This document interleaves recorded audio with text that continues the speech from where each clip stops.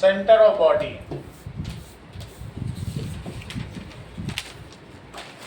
यहीं पे सब कोऑर्डिनेशन होता है। It is located inside skull, ये क्रेनियम या खोपड़ी में स्थित होती है। इट इज एनकेस्ड, इसके अंदर स्थित है, स्कल में होती है। स्कल को कहते हैं क्रेनियम। अब देखो, तो स्कल में एक केस है, मैंने आप लोगों को दिखाया होगा। तो उसमें क्या होगा, that it is brain is encased. जैसे ये स्कल है तो स्कल के अंदर ये ब्रेन होगी, ये इसके अंदर रखी है। कल पिछली बार दिखाया था कि नहीं। और ये देखो, इसमें पीछे जो दो गोभी के आकार के इंडियन है, उसका नाम बताओ। बताती नहीं हो, cerebellum.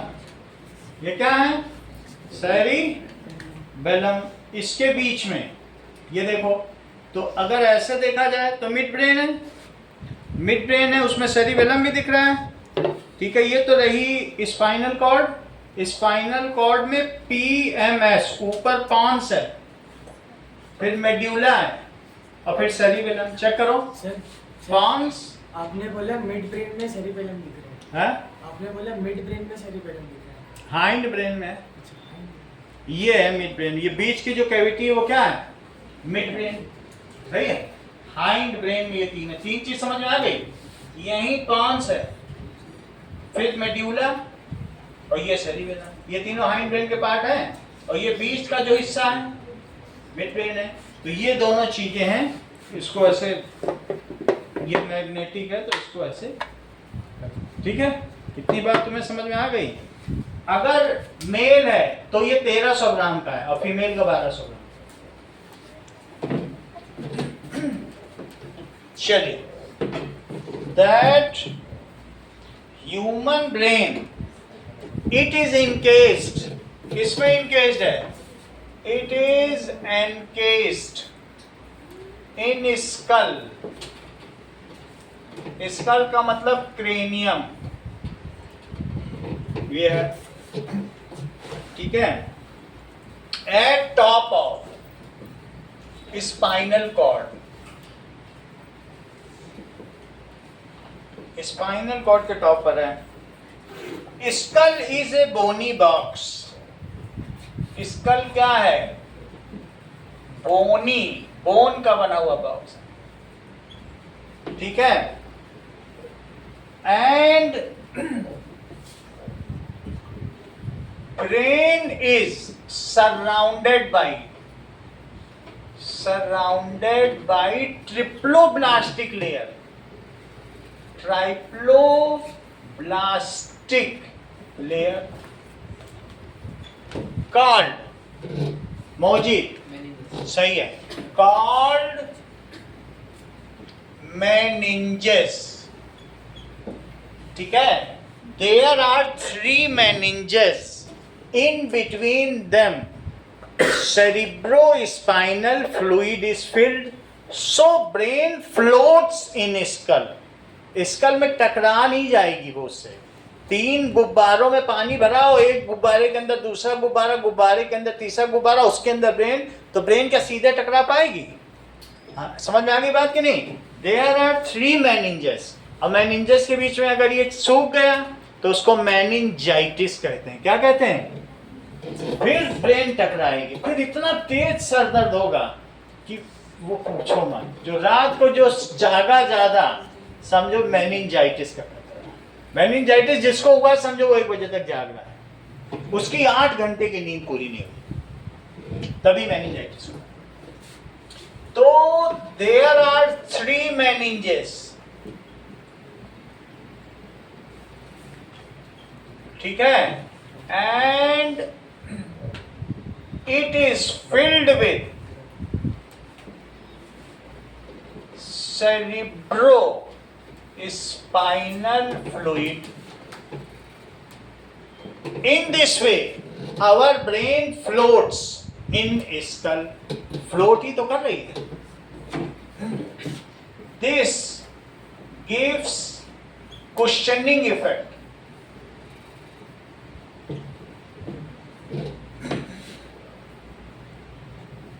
As brain floats in skull, ये कुशनिंग इफेक्ट देती है and makes it jerk free, and makes its jerk free movement.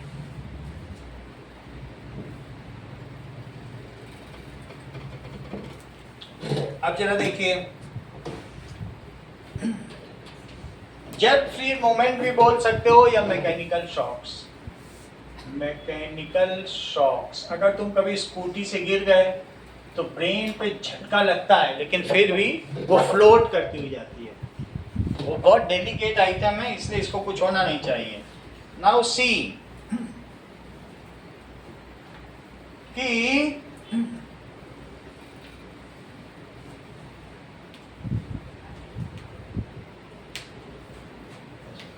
Brain is broadly divided into, यहां से ब्रेन से दो नर्व्स निकलती हैं, अल्टीमेटली देखा जाए वो फिर आगे बाइफरकेट होंगी। तो ये यहां से नर्व्स भी निकलेंगी और वो आगे चली जाएंगी। These are two nerves coming out from it. तो इन टू नर्व्स को कहते हैं क्रेनियल नर्व्स। और इसी ब्रेन स्कल को क्या कहते हैं? क्रेनियम। सही है। तो क्रेनियम मतलब स्कल के साथ इस पूरे ब्रेन को क्रेनियम कहते हैं। तो जो दो नर्व्स निकली हैं उनको क्या कहेंगे? Cranial nerves. वो दोनों नर्व्स ईड़ा और पिंगला है, हिंदी में तो खूब सुना है, इंग्लिश में सुन लो, क्रेनियल नर्व्स। सही है। अब जरा देखो, कहने का मतलब है कि मेल ब्रेन weighs 1300 ग्राम while female brain weighs 1200 ग्राम। ऐसा क्यों?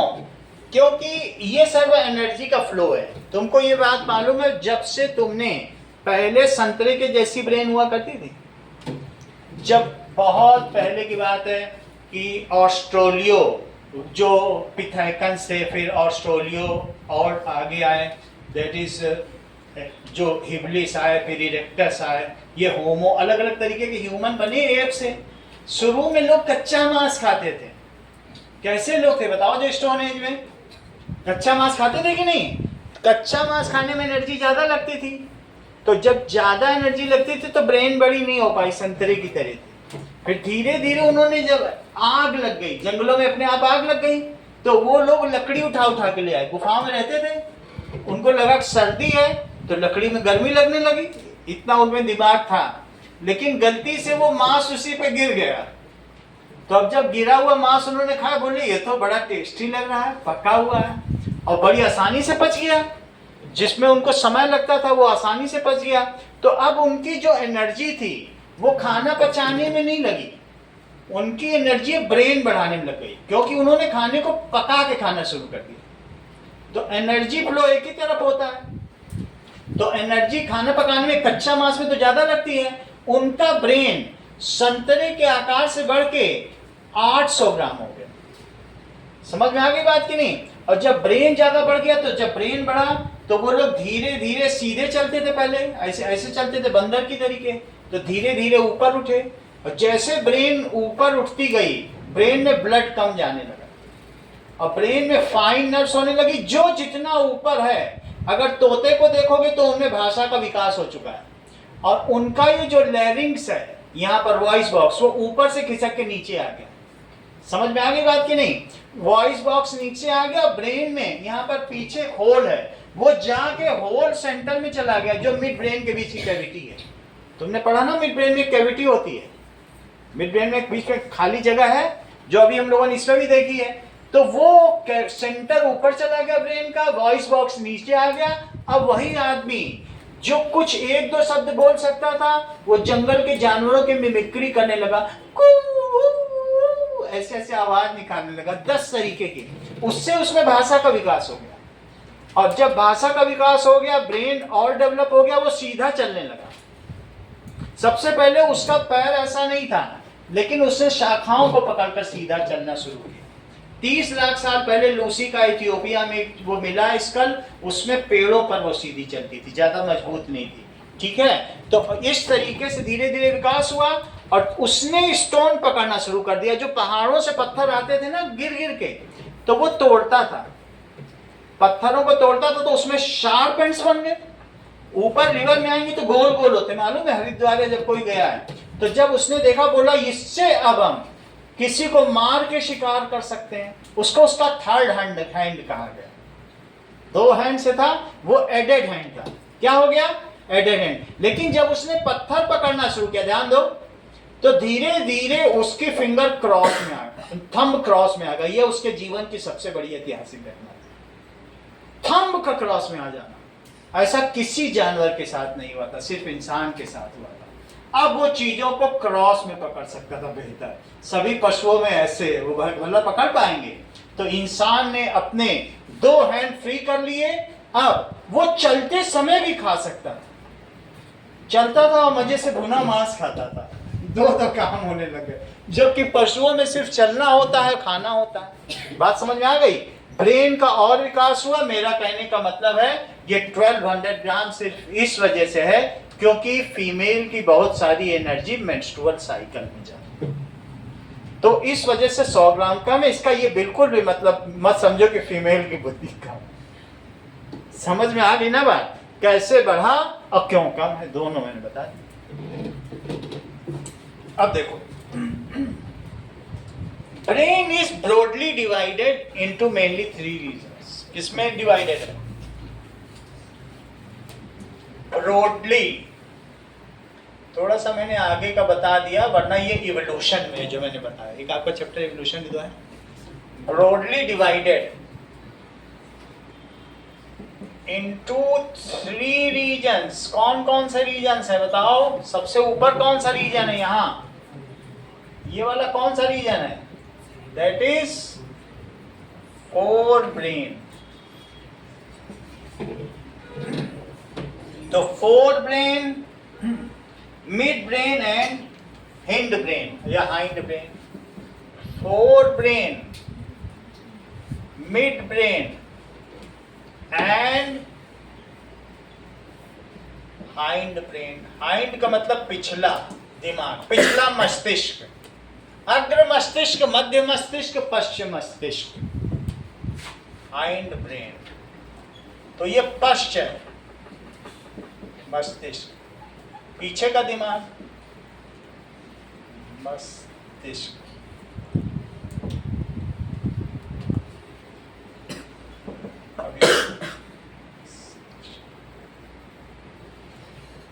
कोई कहता है कि पीछे मत मारो क्योंकि इसे छोटा दिमाग कहते हैं, सेरिबेलम को। अभी डियानंद बता दे यही सेरिबेलम। तो कोई बुद्धि मार देता है, कहता है मत मारो छोटा। अब वो काम क्या है वो हम बताएंगे, इसी को छोटा दिमाग कहते हैं।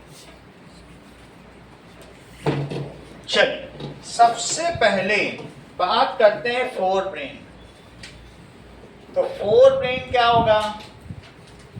It is also called cerebrum. इसमें जो आप ये फोल्डेड स्ट्रक्चर देखते हो ये क्या कहलाता है? सेरिब्रम। ठीक है, ये करीब करीब इस तरीके का फोल्डेड स्ट्रक्चर होगा।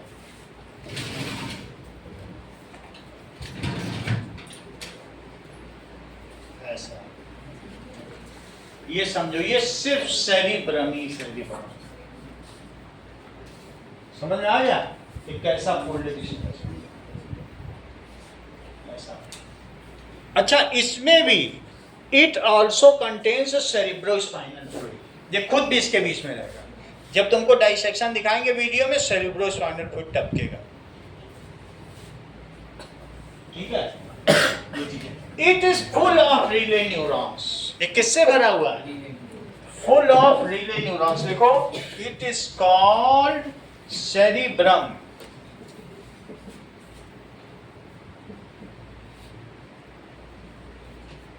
चलिए, अब ये जो सेरिब्रम है, the mid brain does not have any further division. तो 4 ब्रेन के डिवीजन होते हैं। अब जरा देखिए, हाइंड ब्रेन के अलग 3 होते हैं, वो तुमको बाद में बताया जाएगा। Now cerebrum is the main thinking part, सबसे intelligence part cerebrum. It is main thinking part, note करती जाओ जी किशा, main thinking part of brain. यहीं पे सारे डिसीजन लिए जाते हैं, ठीक है। It is a site of किन किन फैसिलिटीज की, साइट ऑफ लर्निंग। अगर कुछ सीखते हो तो सेरिब्रम जिसका अच्छा है वो बहुत अच्छा सीख सकता है। रीजनिंग, हम तर्क कर सकते हैं कि रीजन कर सकते हैं, गोरिल्ला भी कर सकता था। अगर तुम 2 डब्बे रख दो और केला टांग दो तो 3 दिन बाद गोरिल्ला को देखा गया, उसके दिमाग में आ जाएगा कि ये बॉक्स इधर ला के मैं चढ़ के केला ले सकता। गोरिल्ला में दिमाग 3 दिन तक इधर उधर भटकेगा, लेकिन उसके माइंड में आ जाएगा कि इक्विपमेंट का यूज करके केला लिया जा सकता। तो साइट ऑफ रीजनिंग। और हम लोगों में इतना समय लगेगा, हम लोग इधर अरे ये रखा तो है, चढ़ो केला लो, हम लोग तो तुरंत ही कर लेंगे, ठीक है। लर्निंग, रीजनिंग, किसी चीज को सीख सकते हैं, रीजनिंग, इंटेलिजेंस। छोटे छोटे बच्चों को आजकल मोबाइल ऑपरेट करना सिखा दो तो इंटेलिजेंस, इंटेलिजेंस का मतलब है using equipments for life processes या सर्वाइवल, यही तो इंटेलिजेंस। हम कैसे अपने जीवन की प्रत्याशा को बढ़ा सकते हैं, लाइफ एक्सपेक्टेंसी, यही तो इंटेलिजेंस। आगे देखिए, हाँ, आईक्यू जो इंटेलिजेंस कोशेंट होता है 4 ब्रेन में, आईक्यू किसमें होता है? 4 ब्रेन में होता है। आईक्यू का भी मतलब समझ लो, दैट इज, ये 2 चीज होती है। आईक्यू का मतलब है इंटेलिजेंस क्वेश्चन का फार्मूला देखो, और सबसे ज्यादा 176 ये इसी में होता है, फार्मूला ऑफ आईक्यू। देखो, एक मेंटल एज होती है और क्रोनोलॉजिकल एज इनटू 100, यही आईक्यू होता है इंटेलिजेंट क्वेश्चन। आईक्यू का क्या मतलब होता है?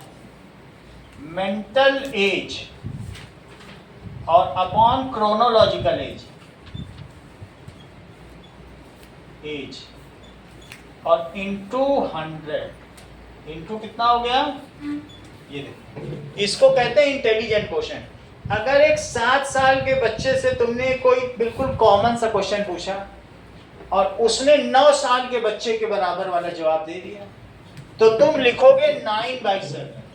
खुद 7 का है लेकिन 9 साल के बराबर के बच्चे के बराबर जवाब दे रहा है, और इनटू 100 कर दो तो उसका इंटेलिजेंट क्वेश्चन क्या हो गया?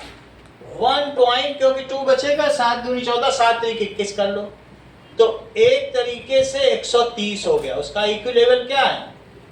सबसे ज्यादा आईक्यू लेवल ये 176 जो है आइंस्टीन का था, लेकिन ये पाया गया एक लेडी है यूरोप में, उसका भी 176।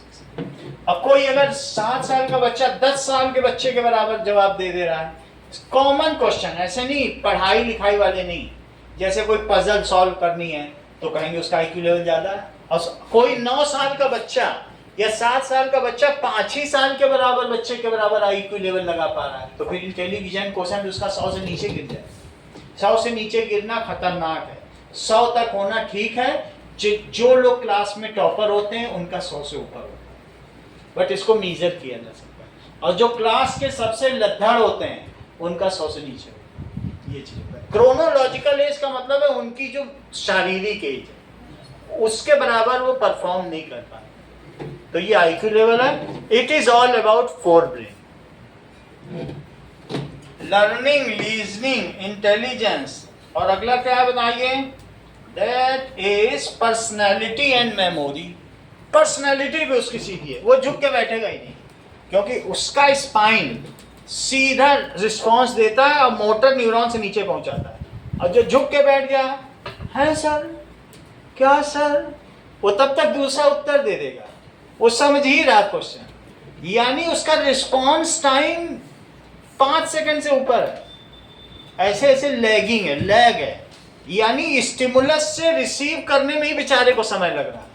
अब वो माइंड कब प्रिपेयर करेगा उसका रिस्पॉन्स, अब कब कमांड देगा, वो तो बात की बात। अभी वो है सर क्या सर कर रहा है, बाकी पूरी क्लास का हाथ खड़ा है। तो पर्सनैलिटी, स्पाइन कितनी इरेक्ट, पर्सनैलिटी।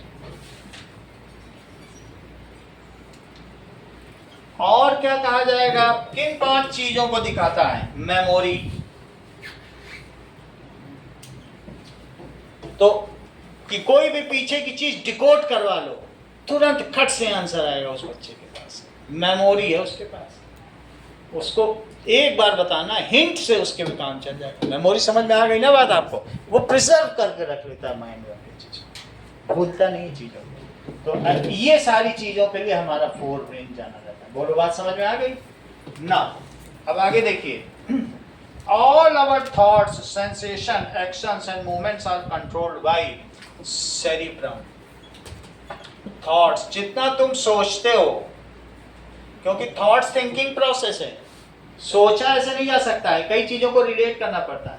तुम सोचते हो एक घोड़ा होगा, फिर एक चिड़िया देखोगे, तुम सोचोगे घोड़े के पंख हो जाते तो, और फिर पानी में तैरने वाली मछली देखोगे और वो पानी में भी तैरने लगता, तो कितना 3-4 चीजों को रिलेट कर लोगे तुम, और फिर उसके ऊपर एक कोई कहानी लिख डालोगे। समझ में आ गई कि नहीं?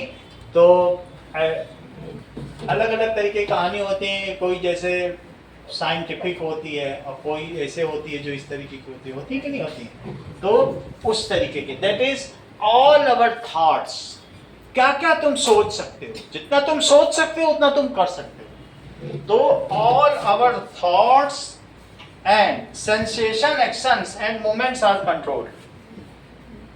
सेंसेशन, एक्शन एंड मूवमेंट्स, ये सब कौन कंट्रोल करता है? मूवमेंट्स। जितना भी हम दुखी होते हैं, सुखी होते हैं, वो सब उसकी वजह से होते हैं।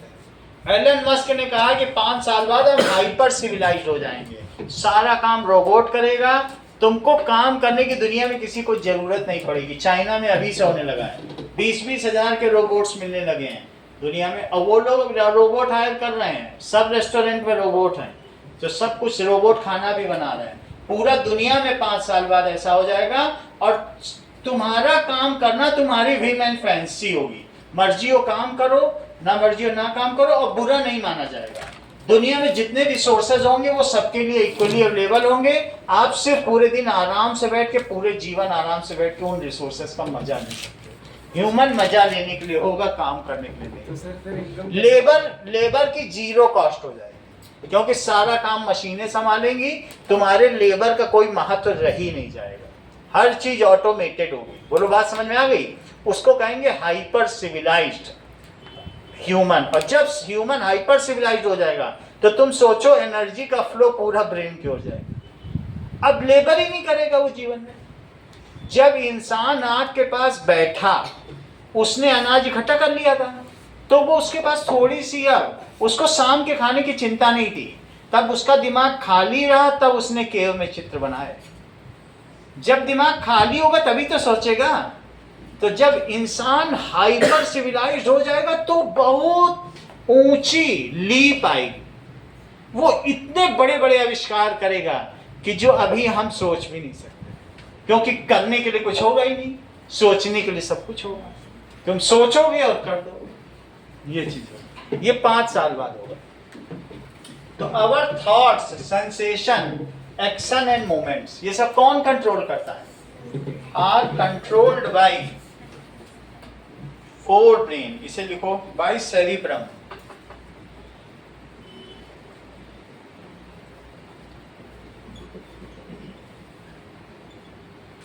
आगे देखिए, cerebrum has different areas for different actions. हमने आपको बताया था कि हमारे इस ब्रेन में कोई 1-2 एरिया नहीं है, ठीक है, बहुत सारे एरियाज हैं। जैसे ये हमारा स्कल है, तो स्कल में स्पाइनल है, और स्पाइन देखो पीछे गई हुई है कि नहीं, और इसी को अगर इसमें खोल दिया जाए तो इसके अंदर ब्रेन भरी। और उस ब्रेन में तरह तरह के एरियाज हैं। ये देखो, ये दांत भी ऊपर नीचे कर रहा है, ये देखो,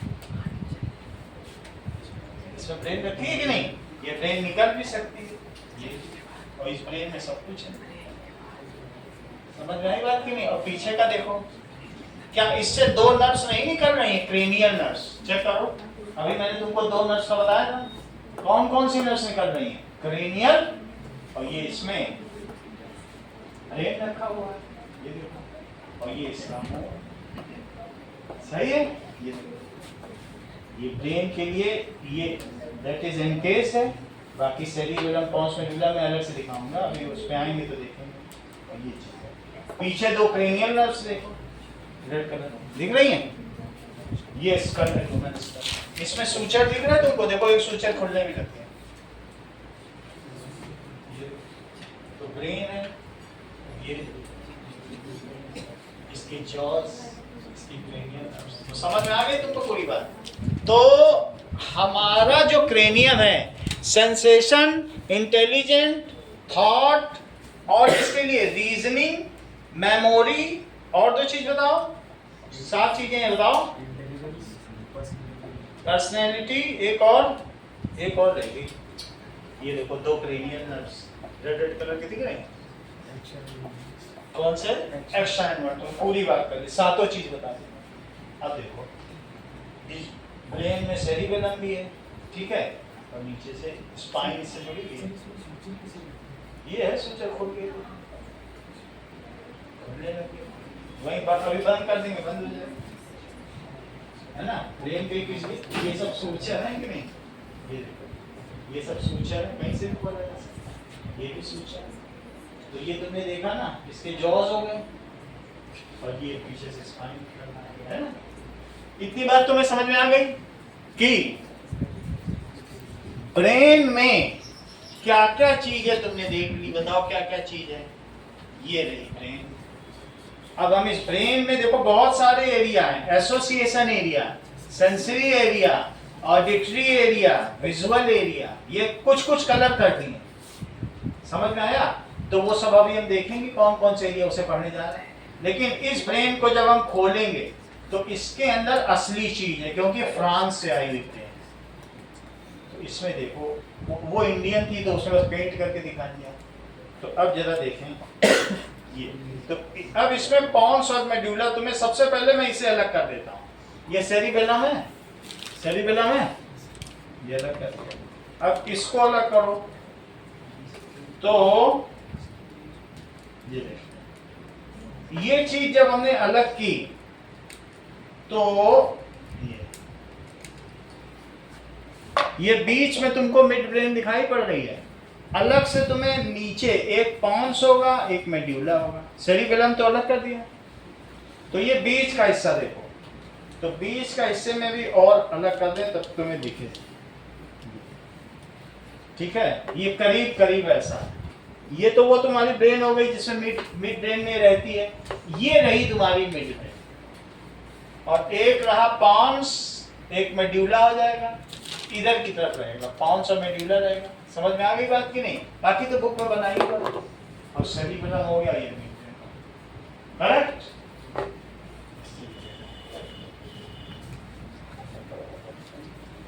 ओके, यही पे पॉन्स और मेडुला, जो ऊपर के लोब हैं वही मिड ब्रेन। ओके, चलो, तो मेरा कहने का मतलब है सभी इंटेलिजेंट काम कौन करता है? फोर ब्रेन या सेरिब्रम। ओके, चेक करें। तो इट हैज डिफरेंट एरियाज। अभी एरियाज तुमको दिखाए थे, सब कलर्ड थे, तुमको कलर एरिया दिख रहे हैं, ये सब देखो। It has different areas for different functions. कौन कौन से एरियाज है? लिखो, इट हैज डिफरेंट एरियाज,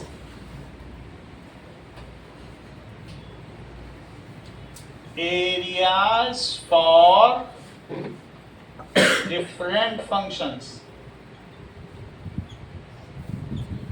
जैसे कि एक होता है सारी चीजों को लेने के लिए association area, association area.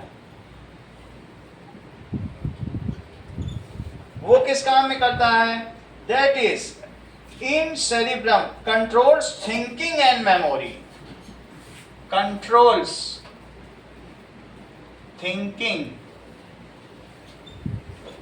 And memory, सोचने के लिए है मेमोरी। तो ये एसोसिएशन एरिया हो गया। अब also stores information and experience. It also stores information and information को भी स्टोर करेगा and experience। अगर तुमसे मैं पूछूंगा कि तुमने पिछले मंगलवार की दोपहर में क्या खाया था, तुम्हें नहीं याद है, लेकिन अगर तुमने कुछ कड़वा खा लिया या ऐसा करेला खा लिया जो जिंदगी में सबसे कड़वा था, तो तुम्हें याद रहेगा अब करेला नहीं खाना। तो ये चीज जो हमारे मतलब की होती है, लाइफ प्रोसेस वही वो स्टोर करता है, फालतू की चीज नहीं स्टोर करता है। इवन मैं तुमसे पूछूंगा कि परसों रात को खाया था, तो वो माइंड क्यों याद रखेगा? वो उसके स्टेक ऑफ लाइफ थोड़ी है, क्या जीने मरने के लिए जरूरी है? वो याद नहीं रखेगा कि डेली का मीनू याद करता है, उसके पास फालतू काम नहीं, उसे बस जीवन जीना है शरीर को चलाने के लिए। तो वो वही चीज याद रखेगा, stores information which are helpful for our survive. कहीं हाथ डालने से हाथ जल गया होगा तो हाथ जिंदगी में तुम नहीं डालोगे। समझ में आ गई बात? अब देखिए सेंसरी एरिया, वो कौन सा है? Sensory areas, it receives information from sense organs. ये eyes, nose, ear, tongue, skin, उनसे information. That is it receives information from sense organs. तो सेंस ऑर्गन कौन से हैं? That is eyes, nose, tongue, ear and skin, इनसे ही information मिलेगा। अब जरा देखिए, तो ये सेंसरी एरियाज हो जाएगा। And motor areas, motor area क्या करेगा? क्या तुम्हें ऐसा लगता है कि ये प्रिपेयर करेगा command? It prepares command and send to effector या टारगेट ऑर्गन, ठीक है? So it prepares instruction, yeah, it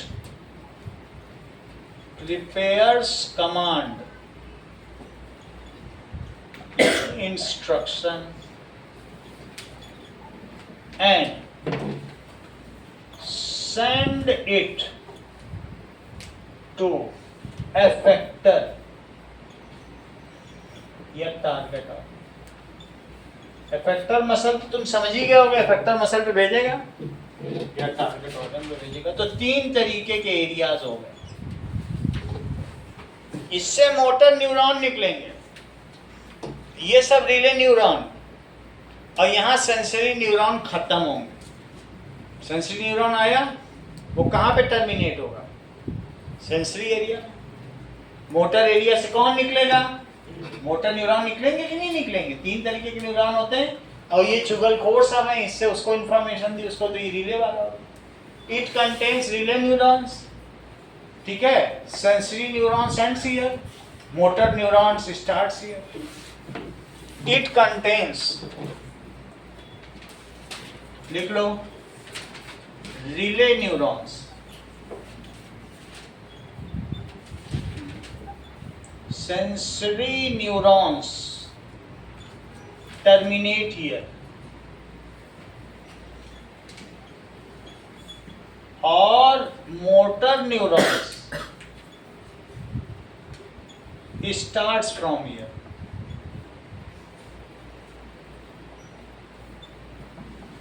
From here।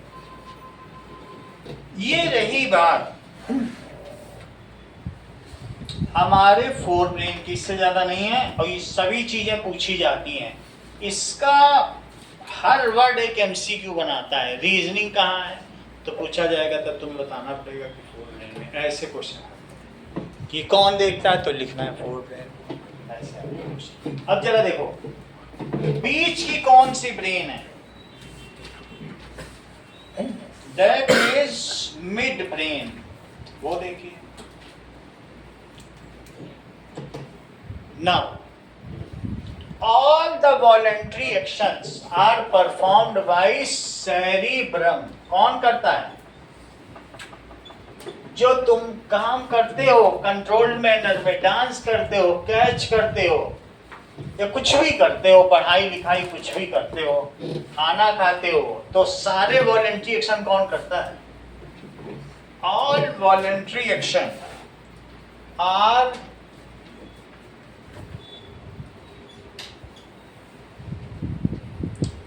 performed by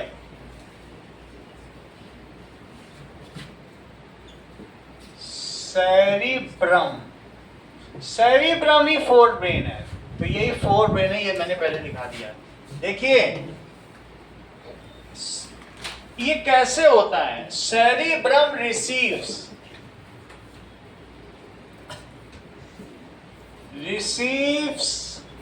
information from external stimuli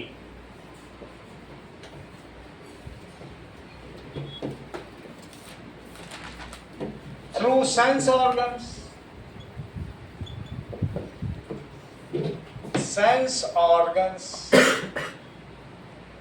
sensory neurons. किससे करेगा? सेंस ऑर्गन्स है, सेंस ऑर्गन्स में ही तो sensory neurons होंगे।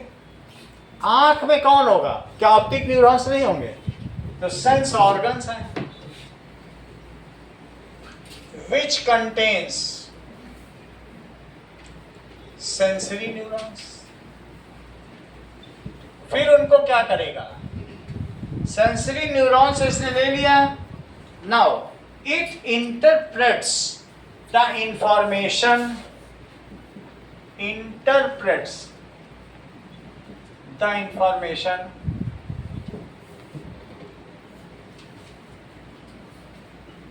with the previous stored data। जब मनुष्य ने सबसे पहले आग को देखा तो उसने उसे कहा ये रक्त बीज है, लाल रंग का है और ये जानलेवा है। लेकिन उसने सोचा ये आग लगा सकता है, तो अभी भी वो आग को देखेगा तो क्या पिछले इंफॉर्मेशन से वो रिकंसाइल नहीं करेगा कि नहीं ये खतरनाक है, पहले भी जला चुका ये चीज। So it interprets this information, the information with the previous stored data and reconcile it। reconcile का मतलब matches it with previous stored data।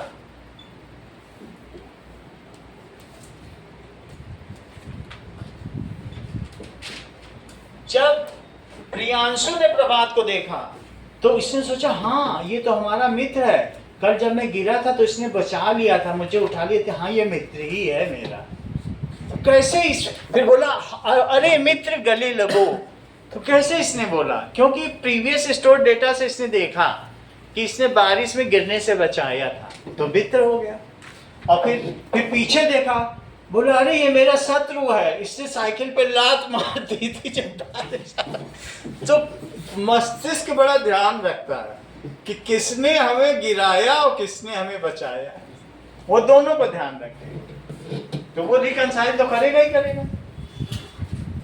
अगली बात ध्यान रखिए, तो एंड प्रिपेयर से डिसीजन। रिकंसाइल तो उसने कर लिया, रिकंसाइल करने में एसोसिएशन एरिया काम आया क्योंकि वहां डेटा स्टोर था। एंड प्रिपेयर से appropriate, most appropriate command for step of life, for survival of life. And prepares most appropriate command which is routed to, जो कहां रूट हो जाएगी? to effector muscle through motor neurons।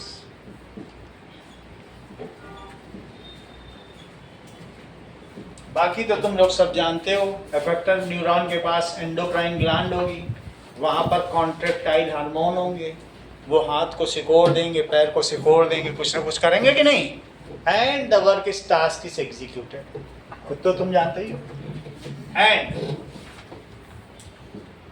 Task is executed. तो ये तो तुमको बात बता दी किसके बारे में? Mid brain. मिड ब्रेन, मध्य मस्तिष्क क्या करता होगा? It controls. बीच में कैविटी देखी थी तुमने, खाली जगह, तो वो ये मिड ब्रेन।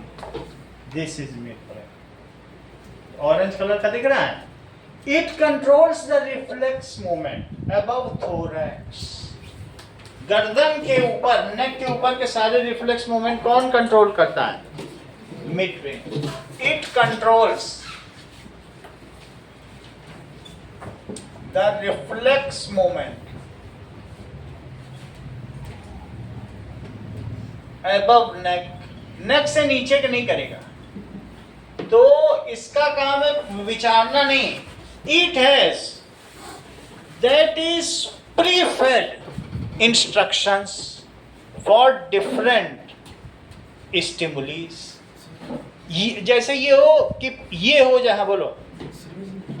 हाँ, इसका मतलब जैसे इनकी मम्मी जाए, देखो अंकल आएंगे, रामदेव अंकल आएंगे तो ये दे देना, वो अंकल आएंगे तो वो कर देना, आंटी आएंगी तो दरवाजा नहीं खोलना, आंटी बहुत वैसी हैं, इनके अंदर प्रीफेड इंस्ट्रक्शन डाल दिए गए। तो अब ये सोचेंगी नहीं, आंटी आई बंद, अंकल आए लो, ये। तो समझ में आ गई बात की नहीं? तो पहले से ही ऑटोमेटेड इंस्ट्रक्शंस है, वहां सोचने की जरूरत नहीं है।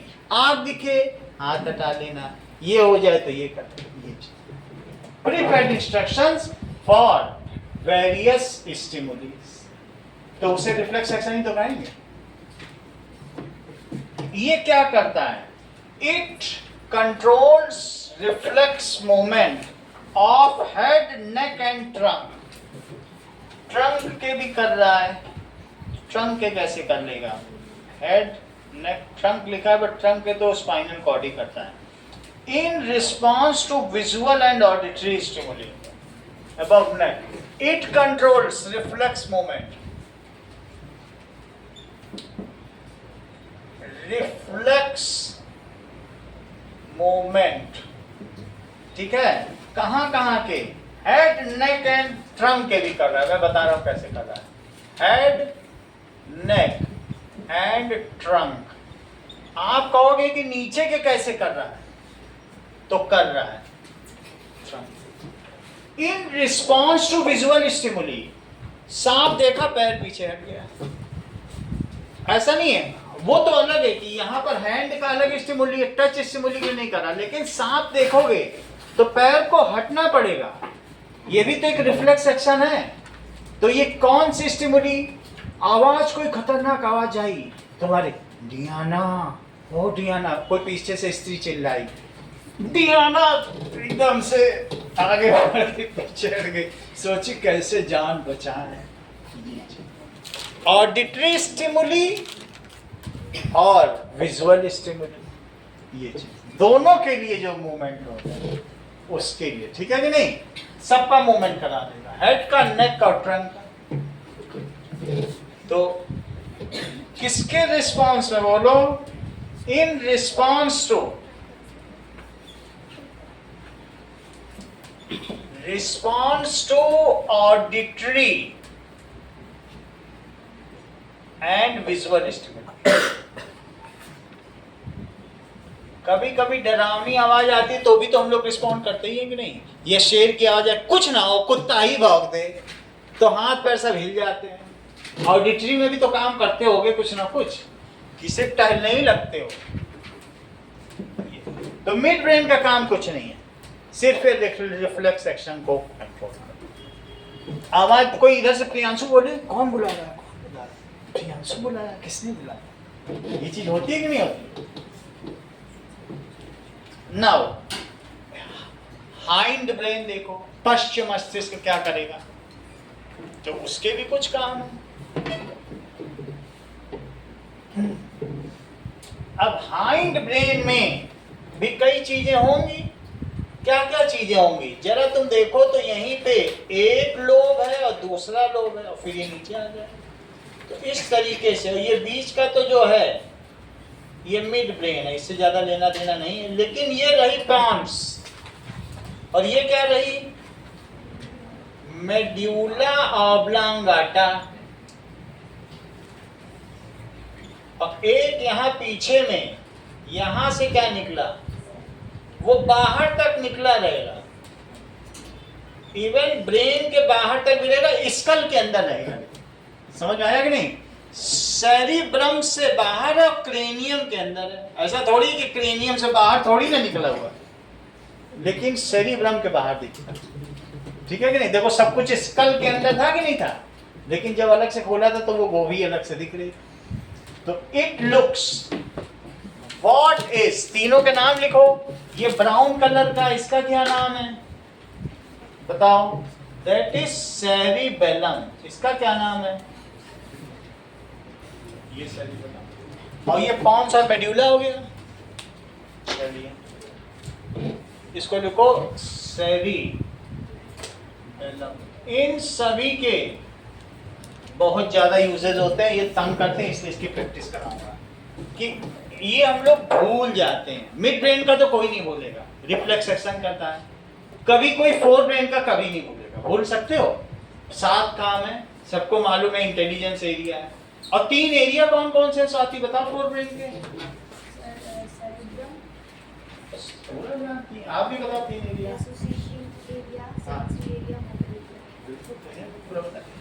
ये सब फोर ब्रेन का ही कमाल है, ठीक है कि नहीं? तुम कच्चा मीट खाती हो कि पका के? करेक्ट, क्योंकि कच्चा खाती हो तो फिर वो माइंड का वो कम हो जाता है, इसलिए भून के खाओ हमेशा, तो फिर तुम्हारा रिस्पांस बहुत तगड़ा होगा। अब ये देखो तीसरी चीज देखो, मिड हाइंड ब्रेन।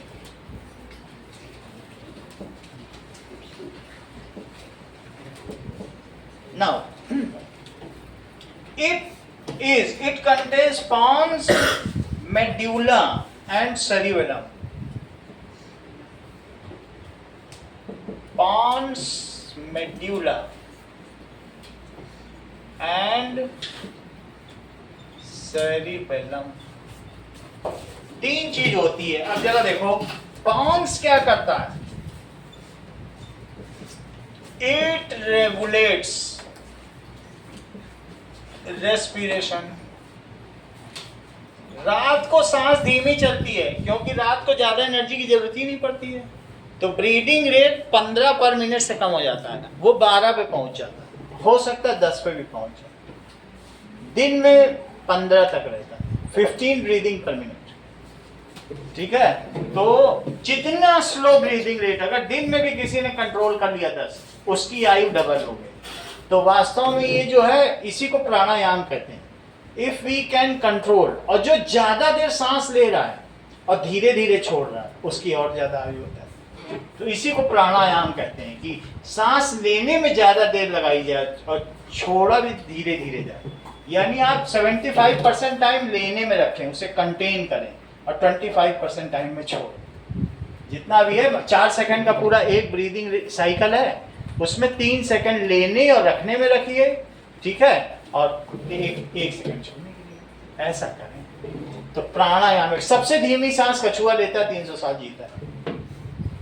तो इसलिए इट रेगुलेट्स रेस्पिरेशन। बाकी का आप नेट पे देख ही सकते हैं। और जो सबसे ऐसे से करे 13 साल जीता है कुत्ता, सिर्फ सांस पे सब कुछ। It regulates respiration. अच्छा, अगली चीज देखो, हमारे सांस से ही तो सब कुछ होता है, कितनी ऑक्सीजन पहुंचेगी, और उसको कौन रेगुलेट करता है स्वाति? बोलो, इन्होंने बोल दिया पॉन्स। तो यही इंटेलिजेंस चाहिए, क्योंकि हम ह्यूमन क्यों हैं? स्वाति की वजह से। स्वाति बता रही सब तभी हो पा रहा है। नाउ ये क्लास की एलॉन मस्क हो गई। Now cerebellum helps in maintaining. Cerebellum क्या करेगा?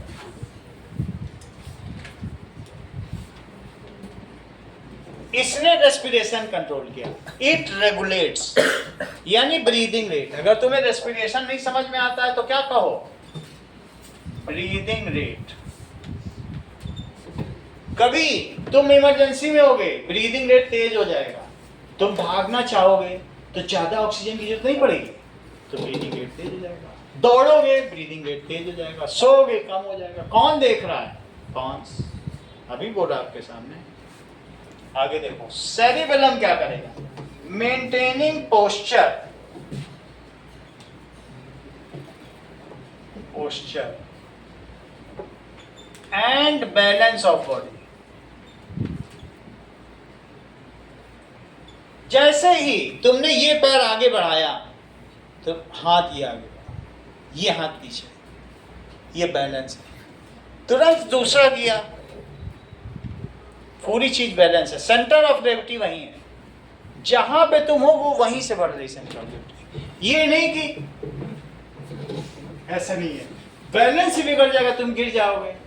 तो हु मेंटेन्स द बैलेंस, कौन हमारी बॉडी का बैलेंस, ये that is, it is the cerebellum maintains your posture. कौन कैसे बैठा है, कौन कैसे खड़ा है। हर चीज में जब पर्सनालिटी है, जब पीआई में जाओगी पर्सनल इंटरव्यू में, तुम्हारा पोस्चर देखा जाएगा। कहीं तुम बीच में झुक तो नहीं गई बोलते बोलते, तो वहां पे पोस्चर देखा, अटेंटिव कितना कौन। So it maintains posture and balance of body. It enables to make precise and accurate movement. It enables precise and accurate movement. Accurate movement का मतलब सिर्फ वॉकिंग ही है, ज़्यादा कुछ नहीं। जिस जैसे हमें चलना है, कुछ करना है। प्रिसाइज एंड एक्यूरेट मूवमेंट का मतलब है डांसिंग हो गया, कुछ करना है, बॉल यहाँ हमने कैच कर ली, ऐसा। तो उसमें प्रिसाइज एंड एक्यूरेट मूवमेंट करता है। जैसे the cerebellum coordinates smooth body movement, walking, dancing, riding a bicycle, picking a pencil. इन सब में किस चीज की जरूरत है? हर चीज जो नर्तकी है उसका प्रिसाइज मूवमेंट है। वो ऐसे नहीं है कि कहीं भी बैले डांसर सिर्फ टो पे डांस कर रहे थे, कैच करने वाला ऐसे दौड़ रहा है, ऐसा कैलकुलेट कर रहा है कि बॉल हाथ में आ गई, फिर कूदते कूदते गिरा। ये सब तो प्रिसाइज मूवमेंट है, इसी पे तो प्राइज मिल जाता है कि नहीं? तो क्या एक्रोबैट को देख लो, जो नट नटिनी है, रस्सी पे चल देते, तो होता है कि नहीं एक्रोबैट, जो एक्रोबैटिक से खुद ही वो है।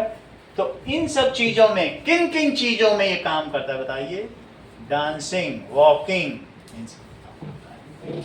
एग्जाम्पल क्या है? Walking, dancing.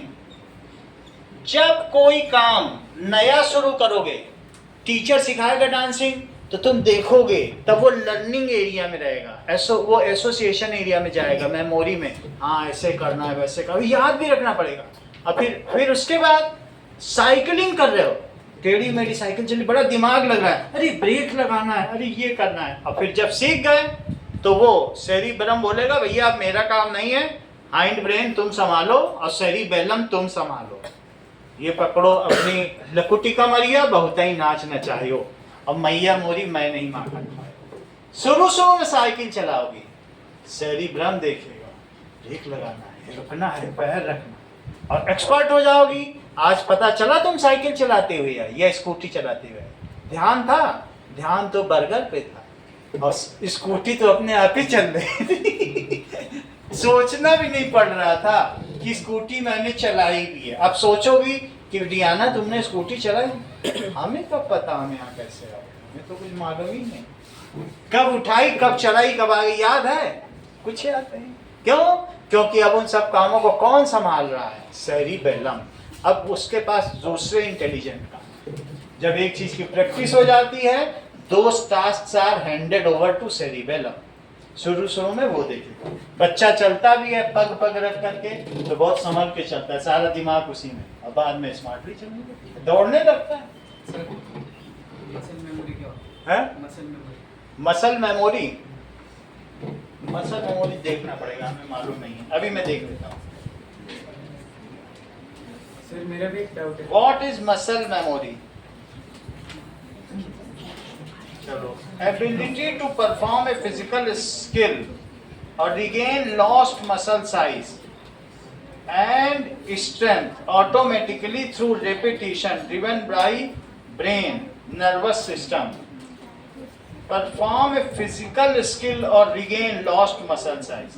कई बार ऐसा होता है कि जैसे आप किसी काम में बहुत अभ्यस्त हैं और बहुत दिन से प्रैक्टिस छूट गई है, लेकिन उस काम को अब फिर से करना चाहोगे तो एक मसल मेमोरी भी है, वो उसमें आपका साथ देगी and you will perform the task same task after 5 years.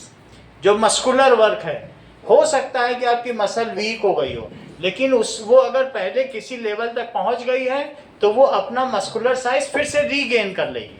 मान लो पहले आप जिम जाते रहे हो और जिम जाने के बाद कुछ दिन बाद वीक हो गए, लेकिन अब फिर से तुम वो उठाना चाहोगे तो वो उठाने में मदद भी करेगी वेट लिफ्टिंग में, और साथ में आपको उसी पॉइंट पे जहाँ तक तुम पहुँच गए हो वो रिगेन करा दे। इस चीज को मसल मेमोरी कहते हैं। एक ऐसा वायर होता है जिसको तुम मोड़ दो। मेमोरी वायर तुम लोगों ने सुना है कि नहीं सुना है? मेमोरी वायर में जैसे तुम मोड़ दो, अगर गर्म पानी में डाल दो सीधा हो जाएगा, फिर निकालोगे फिर हमेशा फिर से वैसा ही मुड़ जाएगा। वो मेमोरी वायर अमेजॉन पे मिलता है। वो जैसा तुमने उसको मोड़ दिया, जैसा बना दिया, वो हमेशा वैसे ही रहेगा। गर्म पानी में डाल के सीधा हो जाएगा। तो उसी तरीके से हमारी मसल्स भी हैं, वो अपना रीगेन कर लेती हैं जो मस्कुलर फॉर्म, अगर एक बार हो जाए, ठीक है ना, वो वही चीज़ है। सर एज के साथ सेरेबेलम किसी का वीक हो सकता है? जब धीरे धीरे एज के साथ हमारे अंदर B12 की कमी हो जाएगी और साथ में जो हमारी नर्व्स हैं वो रिस्पॉन्ड नहीं करती हैं, सभी चीज़ें क्या हो जाती हैं, रिस्पॉन्स ही वीक हो जाता है। इवन हमारा ये जो कंट्रोल एंड कोऑर्डिनेशन है ये वीक हो जाएगा। तो इस वजह से क्या होगा कि B12 की कमी तो होती है, तो 40 के बाद कहा जाएगा कि रिवाइटल खाना है B12 की कमी, तो फिर पैर लहकने लगते हैं, रखोगे कहीं और पड़ेगा कहीं, ये लहकना होता है। तो फिर इसको कहते हैं ये एज इफेक्ट है कि सही तरीके से पड़ेगा नहीं। तो ये दही और अंडा खाने से सही हो जाता है। B12 किसी में कम है तो B12 कम है तो कंट्रोल एंड कोऑर्डिनेशन कम। तो दो में से एक चीज जरूर खानी है, दही खानी है या अंडा। B12 से ही सारा कंट्रोल एंड कोऑर्डिनेशन। विटामिन है, B6 भी है, B2 भी है, B12 भी है, तो तुम्हें कौन सा खाना पड़ेगा? B12।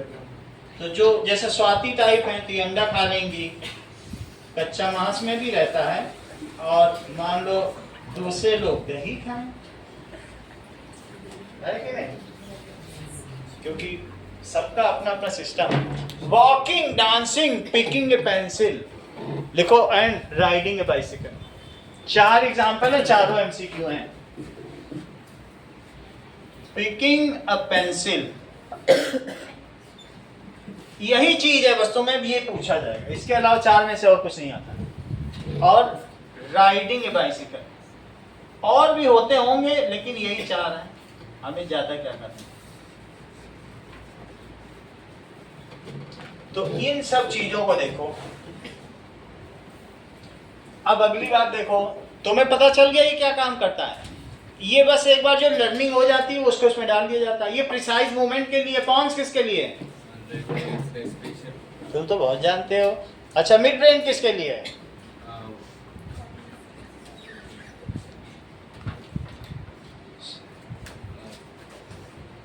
सेरिब्रम उतना एक्टिव नहीं, क्या बोलो?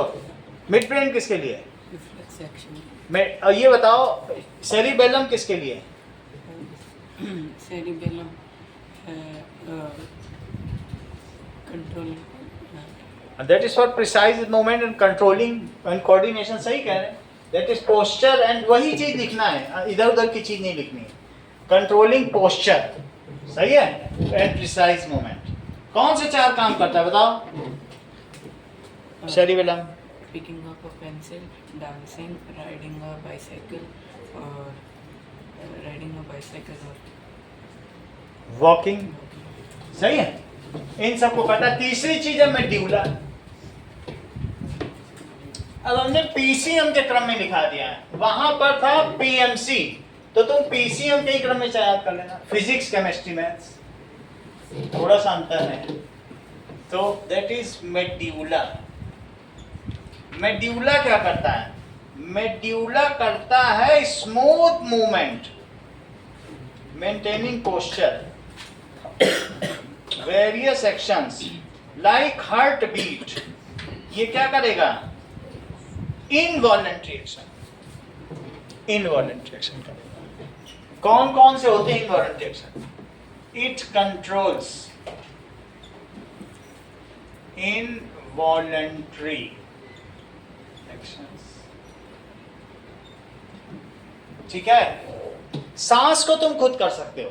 सांस, इसलिए सांस एक इनवॉलेंट्री नहीं है, ये प्राणायाम है। तुम धीमे भी ले सकते हो। योगी लोग अपनी सांस पर नियंत्रण रखते हैं। सांस लेना एक इनवॉलेंट्री नहीं है। तुम खुद चाहो तो अपने डायफ्राम को खुद ही डीप ब्रीदिंग करो और धीरे धीरे निकालो। 4 सेकंड की जगह 8 सेकंड में सांस आएगी जाएगी। और मान लीजिए जो ये हकला के बोलता है तो उसको सांस कहते हैं रुक रुक के छोड़ो, उसका हकलाना निकल जाएगा। जो बोलने में थक जाता है, जैसे, तो उसके लिए हम लोगों के लिए क्या एक्सरसाइज बताई? जैसे मैं एक डॉक्टर के पास गया, मैंने कहा मैं 6 घंटे लगातार बोल नहीं पाता हूँ। तो उन्होंने कहा जब तुम सांस छोड़ो, थोड़ी छोड़ो, फिर रोको, फिर थोड़ी छोड़ो, और मेरी प्रॉब्लम सॉल्व हो गई। तो प्राणायाम क्या है? आपको लगातार 6 घंटे बोलना है, नहीं बोल पा रहे हो तो आपको प्राणायाम करना पड़ेगा। तो उससे लैरिंग्स मजबूत हो गए मेरे। तो समस्या हुई तो चीजें, तो हम ये चीज ना सोचो कि ये ऑटोमेटेड नहीं है, इनवॉलंटरी नहीं है। अगर इनवॉलंटरी होता तो योग में क्यों आता? प्राण का आयाम, what is the amplitude of your वायु। प्राण को वायु कहते हैं कि नहीं कहते? उसी का आयाम है। How much deeper you breathe, that much your lungs get filtered. अपने लंग्स को क्लियर करना है तो डीपर ब्रीदिंग, वरना कईयों के तो लंग्स काले काले होते हैं जो सिगरेट पीते हैं। स्वस्थ लंग्स देख लो तो बिल्कुल गुलाबी। चलो, इट कंट्रोल्स इनवॉलंटरी एक्शन, जैसे हार्ट बीट रेट। कौन सा? Heart beat. सर लेकिन अगर हम कोई काम कर रहे हैं तब थोड़ी ब्रीथिंग रेट पे ध्यान देंगे। जो भी ये कर लेगा, आपको हार्ट बीट कुछ नहीं कर सकते हो। जब दौड़ोगे ये हार्ट बीट रेट बढ़ा देगा, जब दौड़ोगे ब्रीदिंग रेट ये बढ़ाएगा। अच्छा जरा ध्यान दो, रेस्पिरेशन ब्रीदिंग नहीं है, एक ये भी ध्यान है। रेस्पिरेशन यहां हो रहा है तो ब्रीदिंग यहां होगी लेकिन रेस्पिरेशन ही होगा। तुमको रात को एनर्जी की ज्यादा जरूरत नहीं है तो तुम्हारे माइटोकॉन्ड्रिया में शुगर नहीं टूटेगी। ब्रीदिंग रेट यहां लिखने जा रहा है। ये बात तुम्हें समझ में आ गई? रेस्पिरेशन क्या है? Respiration is different. Breaking down of glucose in mitochondria is called respiration. जब तुम सर्दी में रहोगे तो तुम्हारी बॉडी का टेम्परेचर बढ़ाए रखने के लिए, 37 डिग्री रखने के लिए माइटोकॉन्ड्रिया ज्यादा ग्लूकोज तोड़ेगा तो रेट ऑफ रेस्पिरेशन ज्यादा होगा। गर्मी में रहोगे तो अपने आप ही 37 रहेगा। सबसे कम एनर्जी खपत करनी तो मैं 37 इसका टेम्परेचर कर दूं, बिल्कुल आइडियल रहेगा, बॉडी टेम्परेचर से मैच कर जाएगा। ना एनर्जी डेसिपेशन होगा ना कुछ होगा, ठीक है कि नहीं? अगर बॉडी का टेम्परेचर बढ़ गया तो भी हमारी बॉडी से एनर्जी निकलेगी स्वेटिंग के तौर पर। पानी को इवेपोरेट करने के लिए मजाक बात है क्या?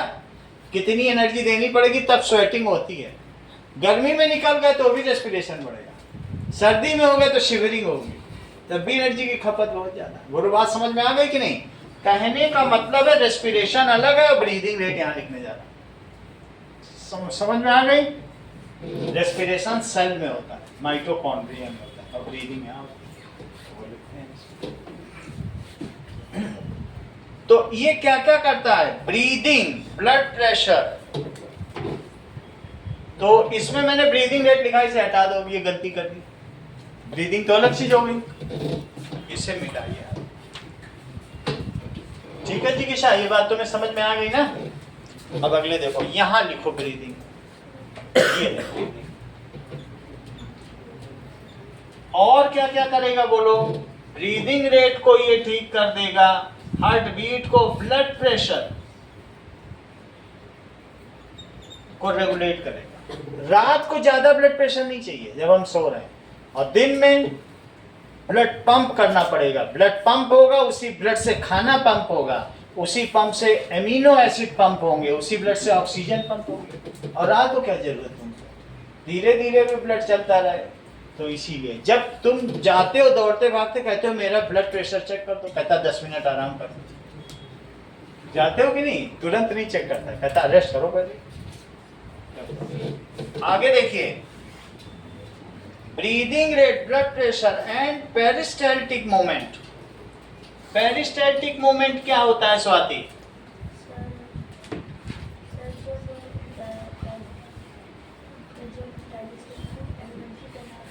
हाँ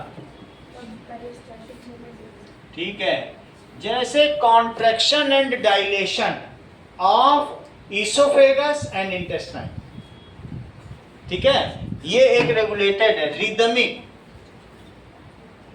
रिदमिक कॉन्ट्रैक्शन एंड डायलेशन। किसका डायलेशन? क्रमबद्ध संकुचन और विरलन, and dilation of oesophagus and intestine.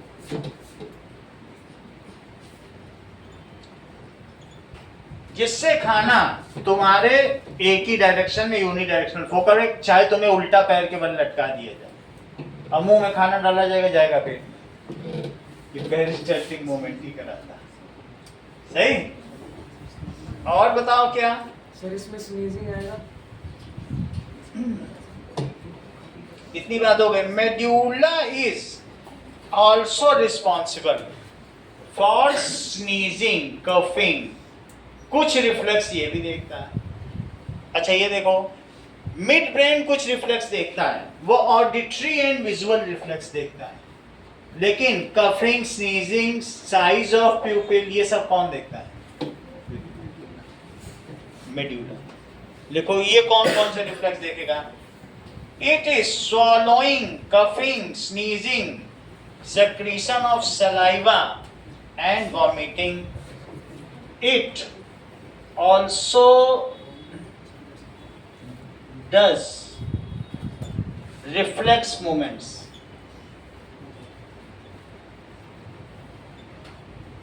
छींक आ जाना, डस्ट पार्टिकल अंदर चली गई तो स्नीजिंग से वो निकल जाएगी। कफिंग, कोई भी चीज तुम्हारे ट्रैक में फंस गई है तो कफिंग होगा, जिससे म्यूकस बाहर निकल जाए। तो अब ये देखिए, कभी कभी ऐसा हो जाता है कि ये जितना म्यूकस है, सारा म्यूकस हमारे लंग्स के लिए बना हुआ है, लेकिन यहाँ बीच में जो एपिग्लॉटिस है, तो उससे होते हुए कई बार ये अंदर कफ चला जाता है खाने वाली नली में। खाने वाली नली में कफ की ज़रूरत नहीं है, तो फिर ऐसे में कफिंग होती है हमको और वो बाहर निकल जाता है, क्योंकि दोनों का एक ही ट्रैक जुड़ा हुआ है ना फेरिंग्स पर, तो फिर कफिंग होके निकाल देता है। तो स्नीजिंग, कफिंग, और क्या क्या काम करेगा बताओ? That is sneezing, coughing, swallowing. Book में देखो मेड्यूला का लिखा है क्या कि प्यूपिल साइज को करता है? इसमें नहीं लिख रहा है, इसलिए पूछ रहा हूँ। स्वॉलोइंग बुक में देख के बताओ, नहीं तो फिर नेट में देखें, इंपॉर्टेंट है। स्वॉलोइंग और वॉमिटिंग, ये सब इंपॉर्टेंट है। सर इसमें सेलिवेशन लिखा है? सेलिवेशन भी है। सेलिवेशन वो देखो ना, जो मैं कह रहा हूँ कि प्यूपिल साइज को कौन करता है? प्यूपिल साइज का, अब उसमें that is function of mid brain, प्यूपिल size and shape of eye lens. लिखो इस चीज में, ये सही कह रहे हो, मिड ब्रेन करता है। इट कंट्रोल्स प्यूपिल साइज, क्योंकि ऑडिटरी और विजुअल को तो कर ही रहा है। इट कंट्रोल्स, सही कह रहे हो, प्यूपिल साइज एंड दूसरा क्या करेगा? Shape of eye lens. ये देखा तुम्हें आईलेंस, सिलियरी मसल इसे दबाएंगी तो दबाने पे क्या होगा? ऐसे हो जाएगा, पावर बढ़ जाएगी। और रिफ्लेक्स तारों को देखोगे तो ऐसा हो जाएगा। तो आई लेंस मोटा पतला होता रहता है कि नहीं? Shape of I and shape of eye lens. इतनी बात हो गई। अब देखिए 4 लाइनें स्पाइनल कॉर्ड के बारे में। स्पाइनल कॉर्ड तो तुमने देखी है। स्पाइनल कॉर्ड ये स्पाइन में रहती है, इसको वर्टिब्रल कॉलम कहते हैं। इसे क्या कहते हैं? और इसके अंदर छेद बना हुआ है, उसी में कॉर्ड रहेगी। वो नर्व्स का बंच है, नर्व्स का गुच्छा है, जो पूरी बॉडी से यहाँ से जा रहा है और इकट्ठा होकर के जा रहा है। जैसे घर की पूरी वायरिंग एक साथ मोटी होती नहीं चली जाती है एमसीबी में, मेन सर्किट ब्रेकर में, वैसे पूरी बॉडी से निकलती है और ये चली जाती बीच में, है कि नहीं? और इसके अंदर भी बोलो कौन सा फ्लूइड भरा हुआ है? सेरिब्रोस्पाइनल फ्लूइड इसके अंदर। क्योंकि तुमने कभी देखा होगा कि लोग हड्डी जब खाते हैं तो चूसते हैं, वास्तव में वो सेरिब्रोस्पाइनल फ्लूइड को ही चूसते हैं। कभी स्वाति के साथ रेस्टोरेंट नहीं गई तो जाओ ना, तो ऐसे कैसे होगा? तो थोड़ा सा उसके साथ घूमो फिरो, है ना? वो लोग सेरिब्रोस्पाइनल फ्लूइड ही चूसते हैं। अब आगे देखिए, let us write about spinal cord. देखो some basic information about spinal cord. तो ज्यादा नहीं हमें समझना है, लेकिन फिर भी 2-4 चीज देख लो। ये देखिए, ये 43 to 45 सेंटीमीटर की होती है और इसमें क्या क्या चीज होती है? How many bones are there? एक ये जो सबसे ऊपर का रीजन है, इसको क्या कहते हैं? Cervical region. किसी की गर्दन में बहुत दर्द होता है तो लोग कहेंगे क्या तुमको सर्वाइकल स्पॉन्डिलाइटिस है? तुम हाथ लगा के बैठते हो, क्या गर्दन 4-4.5 किलो की उठाई नहीं जा रही है? हाथ लगा दिया तुमने। कोई किसी के पीठ lumbar L1, L2, L3, L4, L5, जिसको यहाँ दर्द हो रहा है कहेंगे लंबर स्पॉन्डिलाइटिस है क्या तुमको?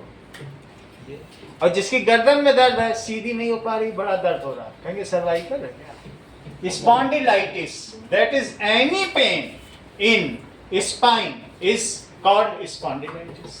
तो कौन सा है, उसके कौन कौन से बोन्स हैं, उन सब का वो देखो। ठीक है, थोड़ी सी जानकारी ले लें, 4 लाइन। चलो नाउ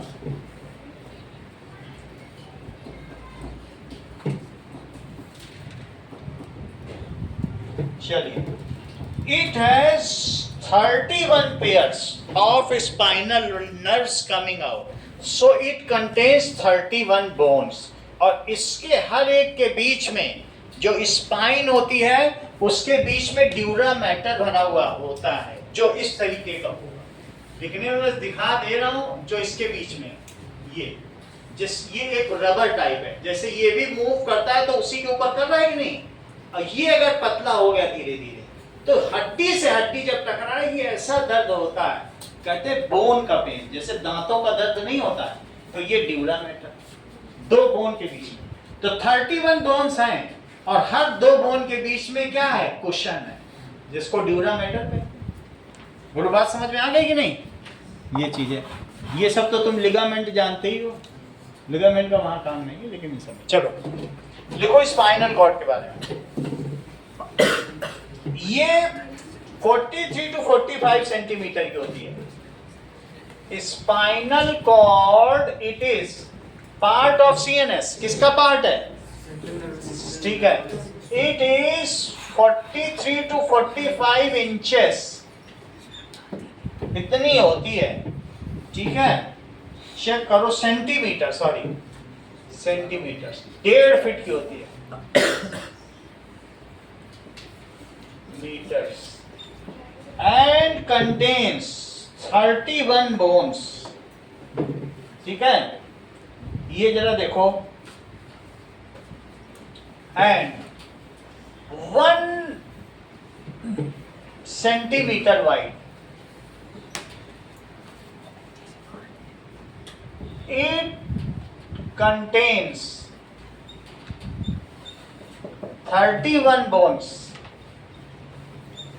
31 बोन्स होती हैं, सो 31 nerves comes out from it. कितने नर्व्स कम निकलेंगे? सो 31 nerves comes out from it. आगे देखो, Now, it is filled with cerebrospinal fluid. चलिए, it is filled, क्या भरा होगा इसमें? With cerebrospinal fluid. और क्या चीज होगी? And bunch of nerves which goes to brain is called cord. चोटी, जैसे औरतों की चोटी होती है ऐसे cord, braided. And bunch of nerve passing through inside it, and bunch of nerves, ठीक है, passing through it is called, through it is called spinal cord. इसी वजह से हम लोग क्या कहलाते हैं? So we are called chordata. 5 लोग chordata कहलाते हैं: fishes, amphibians, reptiles, that is mammals and birds. Avis, इस avis की बात नहीं कर रहे, avis, पक्षी। 5 लोग होते हैं chordata। इन सब के पास स्पाइन, और ना मर्जी हो तो भैंसे पे बैठ के देख लो, स्पाइन पे बैठोगे तो हम लोग क्या हैं? चाहे तुम्हारी मर्जी, तुम्हारे अंदर कॉर्ड है, मर्जी हो तो कॉर्डाटा बोल दो, और ये वर्टिब्रल कॉलम है, मर्जी हो वर्टिब्राटा बोल दो, तुम्हारी मर्जी। तुम क्या बोलोगे? कह दोगे मेरे पास वर्टिब्रल कॉलम, तो हम वर्टिब्राटा हो गए। अंदर कॉर्ड है तो कॉर्डाटा हो गए। सही? तो इसलिए कौन कौन से 5 लोग हो गए बोलो? फिशेस, फिशेस का मतलब फिश, एम्फीबियंस, फीबियंस मेंढक, मैमल्स, रेप्टाइल्स, रेप्टाइल्स जानते हो जो सड़क के चलते हैं, क्रीपर्स, रेप्टाइल्स। और दूसरा मैमल जो बच्चे को जन्म देते हैं, अंडे नहीं देते हैं, एंड एविश, एविश का मतलब पक्षी, बर्ड्स। These are Chordata. इन्हें क्या कहते हैं? Chordata. As they are having spinal cord encased in vertebral column, as these are having a spinal cord encased in vertebral column. इसलिए so we are vertebrata. आगे काम आएगा इसलिए यहाँ बता दे रहे हैं, क्योंकि अभी इवोल्यूशन पढ़ना है तो थोड़ा जरूरत पड़ेगी, तो यहाँ रहेगा तो सही जगह है। सर, हाँ, स्पाइनल कॉर्ड में एक कॉर्टेक्स नाम, कॉर्टेक्स होता है क्या? कॉर्टेक्स। अब हम लोग और भी चीज देखें। स्पाइनल कॉर्ड में कॉर्टेक्स अभी देख लेते हैं क्या कहते हैं। जरा 1-2 चीज देख लो, मैं तुम्हें रीजन बता दूं कि कौन कौन से रीजन होते हैं। लंबर रीजन कौन सा है, ऐसे, क्योंकि ये जस्ट एक मेडिकल वर्ड है तो तुम्हें फायदा हो जाएगा। कोई बोलेगा कि सर्वाइकल स्पॉन्डिलाइटिस है, तुम तुरंत समझ जाओगे। देखो ये देखिए,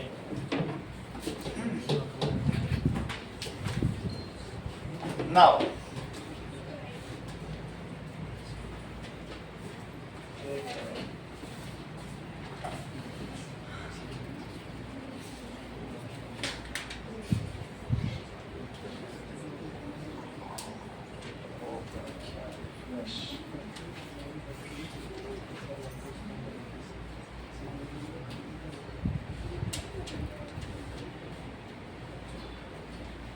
चलिए अब देखिए, दैट इज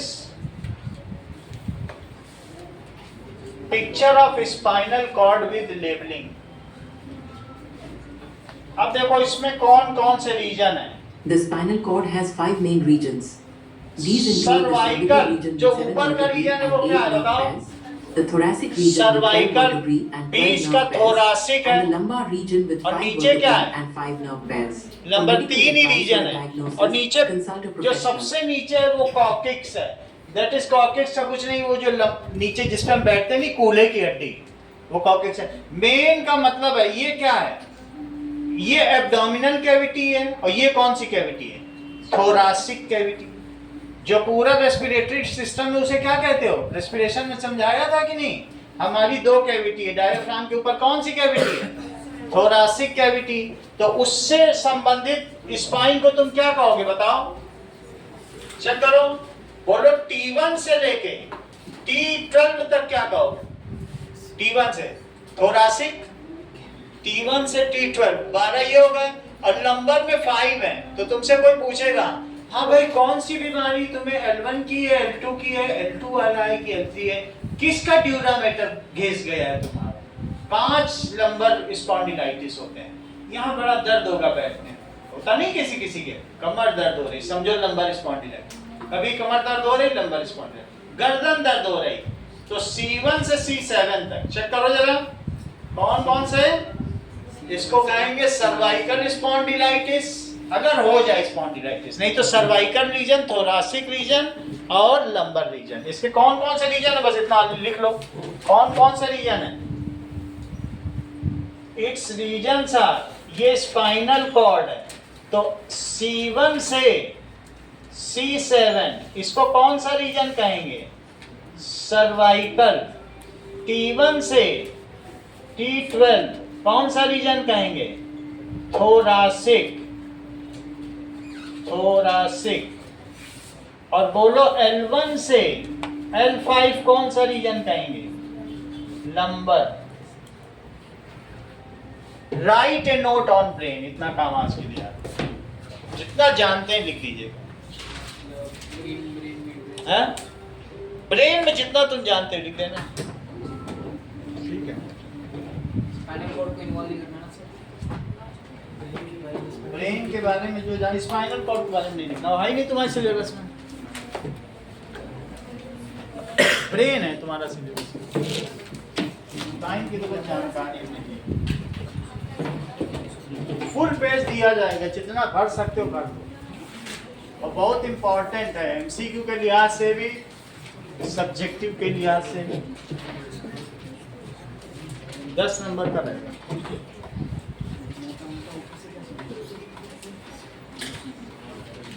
बंद है ना, बंद कर।